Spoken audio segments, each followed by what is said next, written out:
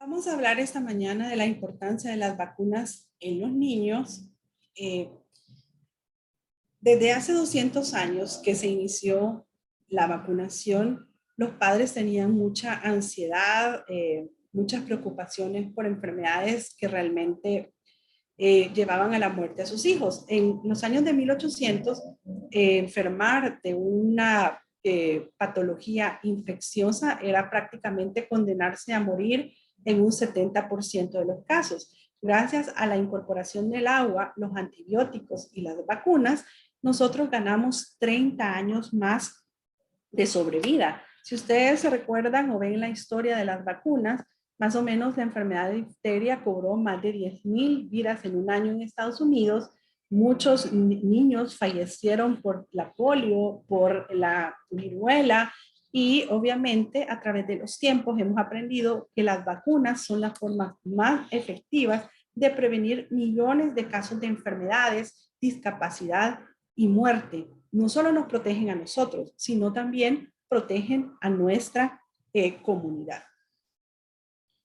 La primera vacuna o cuando nace la vacunación es con la vacuna de la viruela, cuando un médico en 1796 llamado Edward Jenner eh, puso la primera vacuna contra viruela en acciones basadas en la observación. Claro, ahora con la ciencia, las nuevas tecnologías, obviamente las vacunas tienen exigencias y estándares mucho más altos. Pero 40 años después de la acción de esta persona en poner la primera vacuna, se erradicó la primera enfermedad infecciosa en el mundo, la cual tenía una mortalidad del 30% y causaba más de 300 millones de muertes en el mundo. Los programas de inmunización no son algo nuevo, ¿verdad? Antes cada país tenía diferentes vacunas que aplicaba, y fue en 1974 que la Organización Mundial de la Salud inició en los diferentes países programas de inmunización, primero enfocados a 6 enfermedades como era la difteria, tosferina, tétano, sarampión, polio y tuberculosis, y podemos ver en cómo en el tiempo, a medida se fue aumentando las coberturas de vacunación en los países, estas enfermedades fueron reduciendo increíblemente. Entonces, y obviamente a la par de la reducción de las enfermedades, la reducción de la mortalidad. ¿Qué ha pasado en nuestro país gracias a las vacunas? Bueno, pueden ver ustedes el primer día nacional de vacunación se fundó en 1985, y después de incorporar en nuestro esquema de vacunas cada vez más y mejores vacunas, hemos ido deteniendo enfermedades que antes costaban la vida de nuestros niños. El último caso de polio se tuvo en 1988, de sarampión en 1996, de rubiola en el 2002, de síndrome de rubiola congénita, que es múltiples malformaciones congénitas en los recién nacidos de mamás que habían tenido rubiola. Desde el 2007 no se ha reportado ningún caso. Desde 1987 ningún caso de difteria. Desde el 2010 ningún caso de recién nacido que haya fallecido por tétano. Y desde el 2010 no tenemos ningún niño que haya fallecido por meningitis por hemófilo influenza. Podemos decir que nosotros tenemos como país la suerte de tener un buen programa de vacunación que vamos a ver más adelante. Pero no todo es bueno en vacunas. Las vacunas han sido presa de su propio éxito. Ya los padres de ahora que no han visto polio, que no han visto difteria, que no han visto viruela, tétanos, meningitis, sarampión, han perdido el miedo a estas enfermedades y tienen más temor de un evento adverso de la vacuna, que puede ser fiebre, dolor, eritema. El 98% de los efectos adversos atribuidos a las vacunas son molestias leves en el sitio de aplicación de las vacunas. Y generalmente cuando hay un evento adverso de una mayor dimensión, es extremadamente raro y no se han asociado muertes a los eventos adversos de las vacunas. Y tenemos mucho más riesgo de morir por una enfermedad que por una vacuna. Pero si nosotros dejamos de vacunar a nuestros hijos contra estas enfermedades van a reemerger. ¿Cómo reemerger? Como ha sido en Dominicana, España, Venezuela, que han tenido casos de pacientes con difteria, Brasil, que ha tenido casos de polio, y diferentes países como Estados Unidos, México, Colombia, que reportan casos de sarampión. Entonces, alrededor de nuestro país, si hay estas enfermedades, por lo tanto, si nosotros vacunamos a nuestros niños, van a estar protegidos. ¿Qué son las vacunas? Pueden preguntar ustedes. Pues la vacuna es una preparación destinada a generar inmunidad contra una enfermedad, estimulando la producción de nuestros anticuerpos para podernos defender. Y el método más habitual es por inyección, aunque hay vacunas que son orales o que pueden ser a través de la nariz, que no son las más frecuentes, sino que es vacunas que todavía están siendo analizadas, o vacunas como el rotavirus, que ustedes saben que es a través de la vía tomada. Como padres, ¿qué nos preocupa de las vacunas? En esta encuesta que se hizo, se destacaba que los papás nos preocupamos primero en un 44% el miedo a la sobrecarga de nuestro sistema inmune, 29% miedo a que nos pusieran tantas vacunas y que eso tuviéramos mayores efectos adversos, aunque el 87% de los papás opina a favor de la vacuna. Otros tienen más temor de los eventos adversos que de los beneficios que tengan las vacunas, y muchos tienen temor de la vacunación basado en la desinformación o lo que leemos en las redes sociales. Entonces, mucho se destaca en esto, por ejemplo, que muchas vacunas debilitan el sistema inmune, o que hay pérdida de la respuesta inmune si nosotros nos enfrentamos a otras enfermedades. En el transcurso de mi plática voy a tratar de aclarar precisamente esos puntos que generan más dudas en los padres. Cuando se desarrolla una vacuna, lo que se busca es que tanto el virus o la bacteria que produce esta enfermedad, que la vacuna se parezca mucho a esto, pero que conserve solo la capacidad de inducir respuesta inmune, pero no la capacidad de producir enfermedad. Muchas de las vacunas que ahora nosotros tenemos se desarrollan a partir de pequeñas porciones de ese virus o esas bacterias, y esas pequeñas porciones no son capaces de producir enfermedad, y no son capaces de producir enfermedad porque es nada más, es una porción de ese virus, no es el virus completo, no es la bacteria completa que se introduce en el organismo. Por lo tanto, un hijo tiene más posibilidades de tener consecuencias graves a raíz de una enfermedad que de la aplicación de una vacuna. Ustedes podrán, ahora con la vacuna del COVID-19, hubo muchas dudas de cómo es que se componen las vacunas. Las vacunas se componen de bacterias o de virus que pueden ser vivos, muertos, inactivados, debilitados o fraccionados, o agarrarle pequeñas porciones para poder hacer la vacuna. Es posible que estas vacunas contengan sustancias químicas o biológicas que son comunes, como son la solución salina, cloruro de sodio. También contiene algunos factores para conservar y estabilizar la vacuna para que éstas puedan durar mucho tiempo y para que puedan ser introducidas en nuestro cuerpo. Pero ninguna vacuna contiene tejidos de humanos, contiene córneas de ojos de recién nacido o muchas otras cosas que se hablan en redes sociales. Tampoco ninguna vacuna tiene la capacidad de modificar nuestro ADN, como tampoco tiene la capacidad de producir infertilidad ni en niñas o en varones. ¿Qué ha pasado con las vacunas? Ustedes pueden ver acá que a medida que las vacunas se han ido incorporando, podemos ver que antes eran menos puras las vacunas, y a medida la ciencia ha ido avanzando, podemos proteger contra más enfermedades usando menos antígenos, o sea, menos cantidad de bacterias. Por lo tanto, estos antígenos que se introducen al organismo, que son los que se ponen para poder producir anticuerpos, no causan ningún problema. Podemos administrar incluso 11 vacunas en un mismo momento y solo se va a activar el 0.1% de nuestro sistema inmune.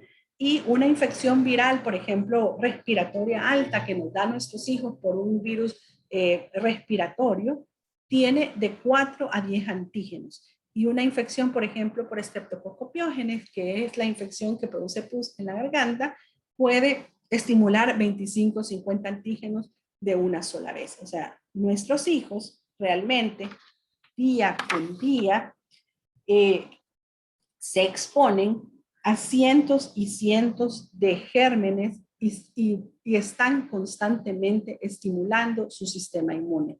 Desde que el bebé nace, empieza a estimular su sistema inmune cuando se coloniza su tracto gastrointestinal, cuando sale por el canal del parto. El sistema inmunológico del niño es mucho más eficiente que el adulto. Puede responder de 10 a la 9 a 10 a las 11 antígenos de una manera simultánea. Y aquí ven ustedes por qué se vacuna más en la edad pediátrica. Entre más pequeños somos, tenemos células que son las que se estimulan y producen los anticuerpos y tenemos mayor capacidad de producir defensas para defendernos y que estas defensas duren por largo tiempo. No todas las vacunas funcionan iguales. Hay vacunas que nos ayudan a protegernos de infecciones y enfermedades. ¿Qué quiere decir eso? Que yo no me enfermo, no me hospitalizo, no me agravo, no me muero, pero que tampoco puedo transmitir la enfermedad. Y un ejemplo de ella es la vacuna de la viruela. Tenemos otras vacunas que solo previenen la enfermedad. O sea, no me voy a hospitalizar, no me voy a agravar, no me voy a morir, pero puedo tener una enfermedad leve o puedo transmitir la enfermedad, como pasa con la vacuna de influenza o de COVID-19. Hay otras que lo que hacen es reducirnos los síntomas, como la vacuna de la varicela, por ejemplo. Y otras reducen el curso de la enfermedad. Quiere decir que si yo iba a pasar 10 días enfermo por esta, me voy a enfermar solo 3 días. ¿De qué depende esta efectividad de las vacunas?